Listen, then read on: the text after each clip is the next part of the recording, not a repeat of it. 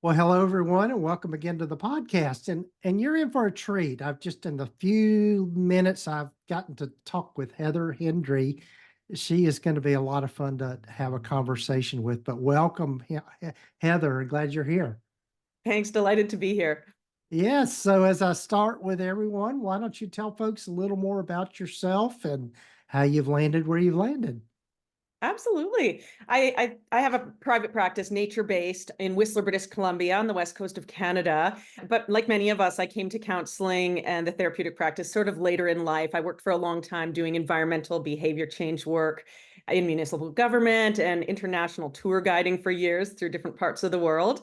And then through a process and a journey of my own, came to a place where I really wanted to support and help other people through nature-based approaches to therapy. Awesome. Awesome.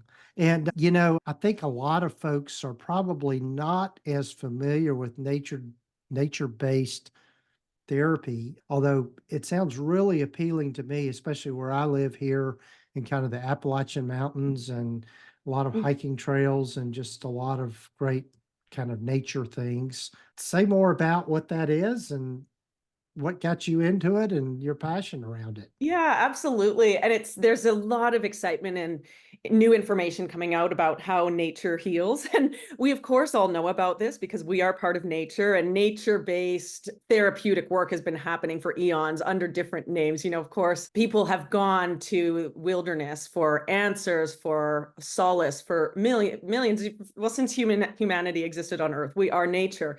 And yet in more recent years, there's been a recognition that the systems under which we're living create a habitat that's often causing a lot of problems for us. Sometimes these get pathologized, but we're recognizing that more and more that return to connection with nature that we are all from can be incredibly supportive and healing in so many ways. So I would say there was a return to the idea of wilderness therapy when many folks were sick in the early 1900s with tuberculosis in Manhattan Hmm. hospitals, where they were overflowing, and they found out that the folks who were placed in Central Park in tents, interestingly, seemed to heal faster. And so there was Hmm. this reminder and a resurgence of the potential power of nature to help and to heal. And that spurred a lot of different things. One thing that came out of that later on was the outward bound approach to nature-based growth, leadership, resilience building. And in more recent years, more and more therapists, or I'd like to say taking to the trails, especially since COVID, and offering various new approaches. I'm going to say new in quotation marks, but different approaches to therapeutic work that take it out of the office and back into the community in various ways. Right, right. And I know even in my own practice, I know I've had several clients where we've just where where my office is located, we've got a great area to walk in. And so we'll just get out and walk and do therapy, just walk and talk. And I think that's to me, that is probably does as much to help people's moods as anything I know of. Absolutely. That's fantastic. I didn't know that you did that. And one thing I Yeah. imagine you notice, Gordon, is for some people, moving is a lot more comfortable. It's easier to share some of these deeper intimacies or vulnerable moments when we're moving. The other thing that happens there, generally automatically, is we're side by side as opposed to facing one another. And historically, as a predator species with eyes on the front of our faces, for many people, looking face to face can feel quite threatening. So Hmm. there are a lot of reasons that being outdoors or being side by side can be so helpful in the therapeutic process. It's very Yes. exciting. That's something that you've Yeah. just come to. And I'm curious how Yeah. you know kind of when and who to do that with. Yeah, it's part of it is I think for the most part it's always been long-term clients. And so it's, people that are really comfortable with me and know kind of a little of my story and know that I like to be outdoors and, active and that kind of thing. And so they'll just say, "Hey, can we walk today instead of sitting in here?" And I'll say, "Absolutely." But usually it's on a day when the weather is just really great and we're all itching to get outside anyway. So, but yeah. But yeah, something kind of a little side note, not to go too far down on a tangent, but you might find this interesting, Heather, and I know maybe some of the listeners, but my daughter, she's a kindergarten teacher, but she teaches at what is called the Wahatchee Forest School. And so she's outdoors with those kids, year rain or shine. And so Yeah. all of her teaching is in a lot of environmental stuff, but it's, the just the benefit of those kids being outside and being in nature and playing in the creeks and the mud puddles and all the stuff. And so she absolutely loves it. And it just reminded me of that and just the benefit of not only therapy in that way, but learning in that way. That's so lovely. And how I would have loved to be a kindergartner in her class, outdoors splashing in the mud puddle. Nature's always been such an incredible space for me to connect and simply feel like myself and feel well. And I think that's really what's inspired me to bring this work forward to others and to Mm, mentor new clinicians in that space. And I really found myself needing to go to nature in that I, for 30 years, went with an undiagnosed mental health condition. Well, menstrual health condition, I will say. It's called premenstrual okay. dysphoric disorder. Hmm. We probably, many of us will see it in practice, but not necessarily recognize it. It's often misdiagnosed as bipolar disorder or other sorts of cyclical mood disorders like cyclothymia. So for me, I didn't know what was going on. I knew something was wrong, and I just knew that I always felt better in nature. So for years, I remember thinking, oh, I just want to walk with people in the woods. And then I remember Hmm. thinking a couple of years ago, oh wow, I'm not, this is now what I'm doing. I'm out here walking in the woods, supporting folks in coming back into connection with who they are at the core. And I couldn't feel more honored to get to do this. Yeah, yeah. You want to say more about the kind of for people that might not be as familiar with premenstrual dysphoric disorder, and I'm sure there's probably an acronym for it, but You got it. uh, The eh, PMDD. And yeah, the reason I bring in my story and want to share that with our listeners, largely the other clinicians, of course, is because it's gone unrecognized for a very long time. But 1 in 20 menstruating folks will have a condition, an atypical response to the change in hormones. Generally, their hormone levels are normal, but there's a sensitivity to when that changes in the luteal phase, generally after ovulation, before menstruation. And it presents with a lot of psychological symptoms, but it's physiological in nature.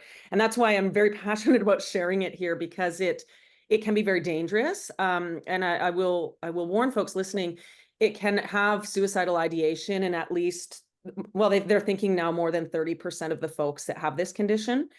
And for most of the folks that do have it, because we haven't talked openly about stigmatized subjects in our society, such as menstruation, it goes unnoticed for a long time for most folks. In my case, the diagnostic process, despite having a doctor as a father, becoming a clinician myself, was a 30-year journey.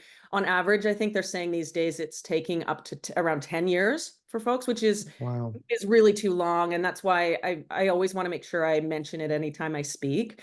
Yeah, and just so that we can be on the alert. And for example, one thing that I watch for a lot with my clients is I meet with my clients on a very regular basis, generally every couple weeks. And because of that, I can see real ups and downs. And so that's something that I'm always paying attention to. And if we come back to nature-based work, the the menstruating body in particular is a cycling body. hmm, Originally, of course, cycling with the moon. And so paying attention to the cycles and the seasonalities in the world around us and within our clients, getting to notice patterns, we're in a really unique, privileged position to help draw some attention to something that may have been otherwise missed. right, right. Yeah. So, what are maybe some questions that clinicians can maybe be asking to kind of maybe rule out or figure out, is this something that maybe we need to look into more and more in more depth? Yeah. Yeah, great question. And I mean, since when I began as a clinician, my intake process and questions have changed a lot. They've really expanded. So now something I make sure to include in my intake process are all the stigmatized questions.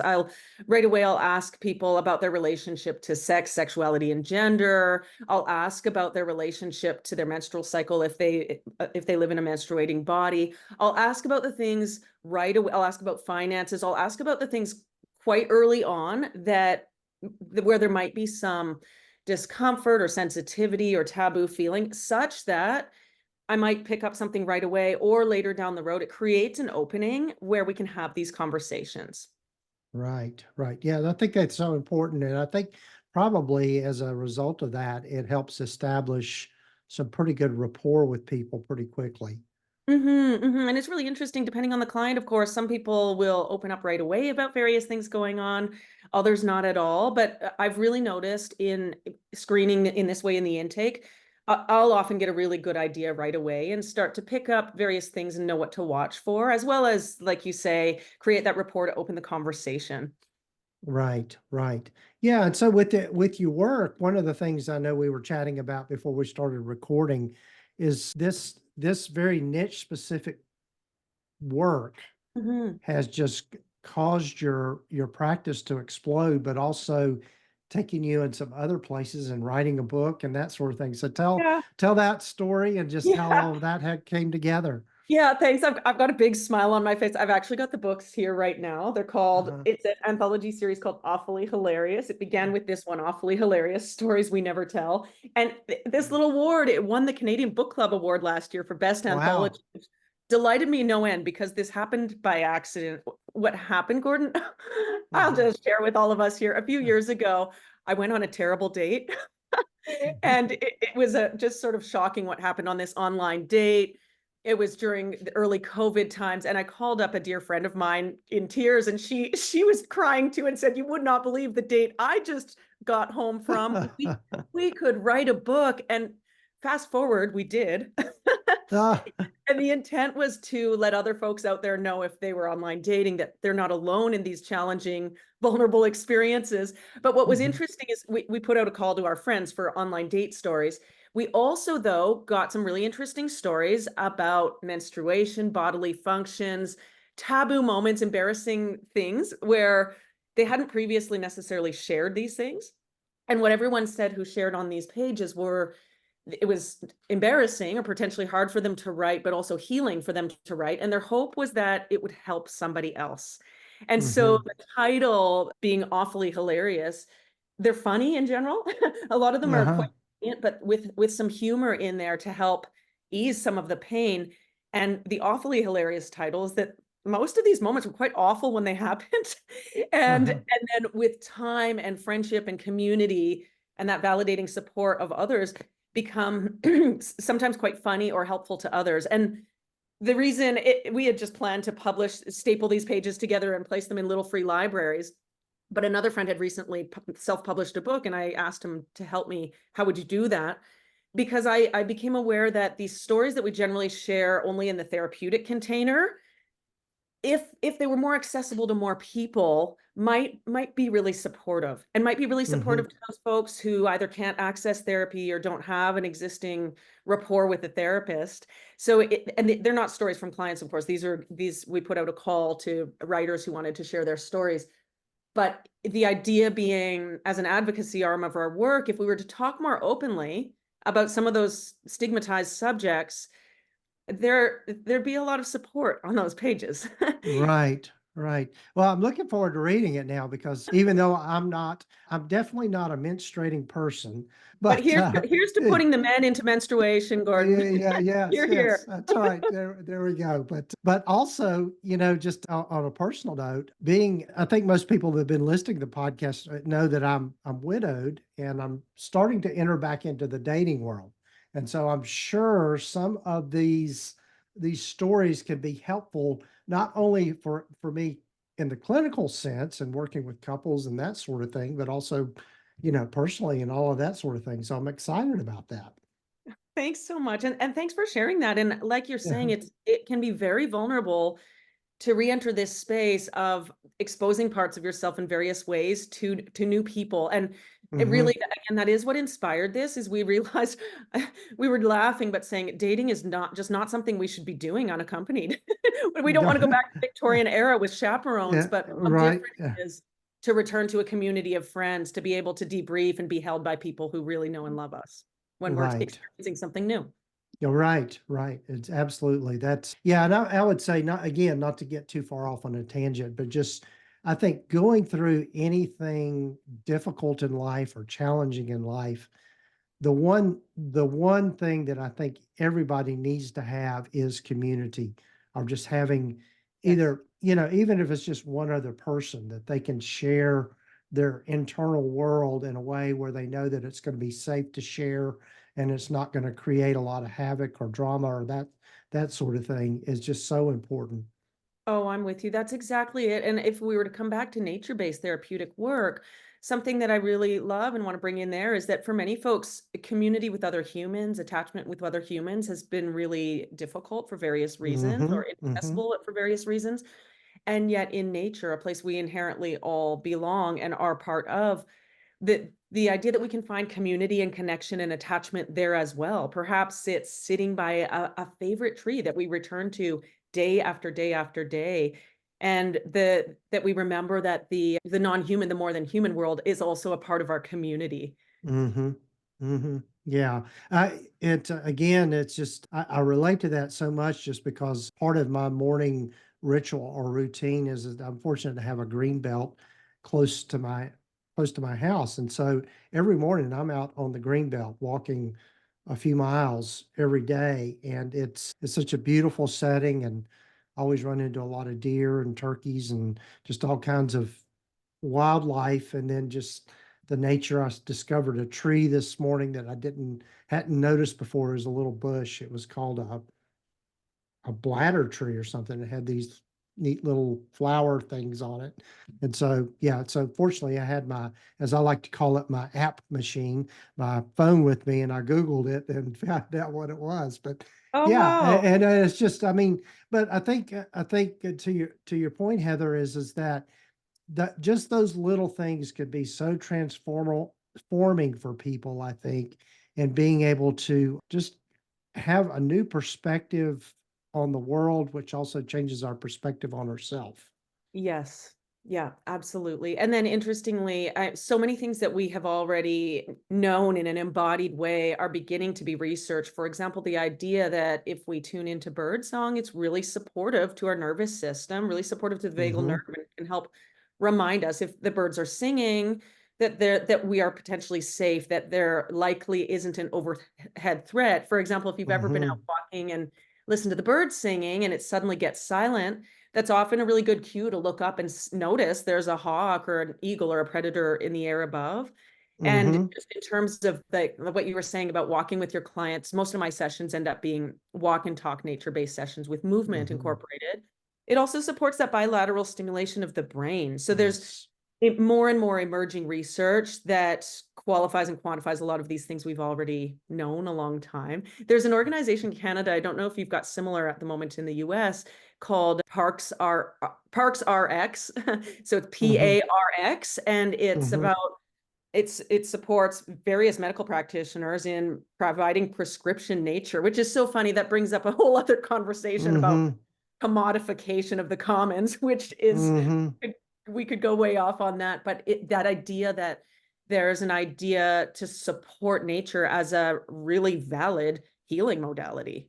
Hmm. Hmm. Yeah, and that's one of the things that when I particularly if I get clients that are really struggling with depression, I really encourage them. I said, I want you to get as much daylight as you can. I mean, Yeah. just get out in the sun, get out in the daylight. And, well, I'm sure for particularly there where you're located in Canada, much farther north, in the winter months, the seasonal affective stuff is a real thing. I Hmm. mean, it's Hmm. just, and so, and being in nature, and I think being in as much daylight as possible is has a huge healing property to it, I think. Oh, absolutely. And something I should speak to also is that for me as a therapist, as clinician, it's incredibly supportive to work in these areas. When I'm doing nature-based work, I like to say I'm not necessarily the therapist. I'm simply there as a facilitator, supporting the therapeutic work being done by the trees and the birds and the other beings who are out there along with us. And there might be occasionally very helpful. Yeah, I'm not alone working out there, if that makes sense. It's Hmm. feels like you're very much part of a team. Yes, yes, and I like that the way you frame that as far as interrupting thought patterns, Mhm, and I think that's. I was listening to a podcast this morning. It was on one on attachments and relationships, and one of the things that they brought out is the ability to interrupt the kind of obsessive thoughts you might have, mhm. particularly for someone that might have an anxious attachment style of being able to focus on other things rather than that particular person. And it's just again, it's just kind of a validating thing to say, okay, what we're telling people and what we're doing is sound. Yeah. Yeah, absolutely. Yeah. So you want to say a little more, Heather, about how you've grown your practice and a little more about what your practice looks like now and where it came from? Of course. I think I should preface this by saying I'm the accidental entrepreneur. So much of I had dreamed for years of just walking with people in the woods, but so much of what has happened has just been around following the ball of what comes next. So after my counseling internship, interestingly, so I did my degree in wilderness therapy at Naropa University. I knew this has always been an area of interest to me, but I was doing my counseling internship at a place that didn't have enough office space for me. So I got permission from them to do my original internship sessions outdoors and on trail, which was great to work with a supervisor who was open to that. And then when I was graduating, I wanted to work with somebody who was doing nature-based work, and I couldn't find anybody in my area. Mm-hmm. Fast forward, I launched my private practice doing nature-based walk and talk work in this area. We call it the Sea to Sky corridor that links Vancouver up to Pemberton along the west coast of British Mm-hmm. Columbia. And I've been doing this work. It's been really exciting. And then we told that story of the date and then the book series that came from that. Mm-hmm.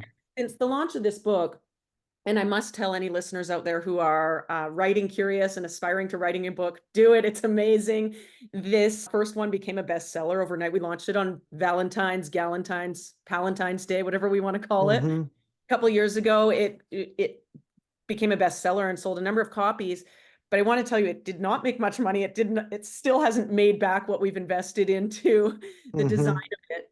And yet, an interesting thing that seems to have happened is that my practice has been full since then. In fact, so much so that I haven't been able to keep up. So bringing in an associate to be doing nature-based walk and talk work alongside me. But Mm-hmm. what's really interesting, I think what may have happened accidentally is that these books tell a little bit more about me and our work and start to create that rapport and connection, perhaps before you have ever even met somebody. And the other thing is, whether I ever see somebody as a client or not, my real hope, particularly with this second book, our audacious goal is to get it into the hands of all people with periods and all people who love them, which Mm-hmm. of course will encompass all of us, because without periods, there is no human life on earth. Mm-hmm. And the real reason for that is that because this has been one of the most stigmatized, shamed things, at least in North American society. This is not true across all cultures, but certainly in our dominant culture today. And the hope is that if we're able to talk more freely about things we haven't historically spoken about, we can find a lot more support for one another. And Right. yeah, this is one that what's really interesting. There's a wave right now happening where more and more people are talking about menstruation, menopause, perimenopause, but stigmatized subjects in general. And I'm Yeah. delighted to do that. I mean, it's possible that we therapists might hopefully one day work ourselves out of a job. Yeah, yeah. I think that's hopefully we will. But it's yeah, and I think it's just giving people permission to talk about their what as I like to refer to it, their internal world, and then Hmm. to be able to hear from others, oh, they're experiencing much the same thing that I am, and I think that's the power of what you're doing is that it yeah, it gives people permission to express all those things. Of course, and that's just the hope, right? Is that we not feel alone out there with Right. whatever it is we're carrying, and we as therapists can support as many people as we can, and there's a limit to that. So that really excited me that these anthologies have accidentally turned. I mean, there was a lot of intent there. Every writer was hoping that this would land on somebody's bedside table and help them feel less alone. Right, right. Well, it's yeah, you're an inspiration to me, Heather, and that I've been encouraged by a lot of people to do not necessarily an anthology, but a memoir just of all of that I've gone through in my life. And Oh, so please so it's encouraging to know that it can make a huge difference in people's lives. So Oh, yeah. Gordon, I can't wait to read it. And one thing I'll say also is that all of the writers have said that despite this being very hard, doing it in community, working with other writers, Mm-hmm. and then knowing it was going to hopefully support somebody has been a Mm-hmm. really, really helpful, transformative process for them. So Right. that's my hope for you also. And I can't wait to get a copy of your book. That's for sure. Okay, I'm okay. here to help.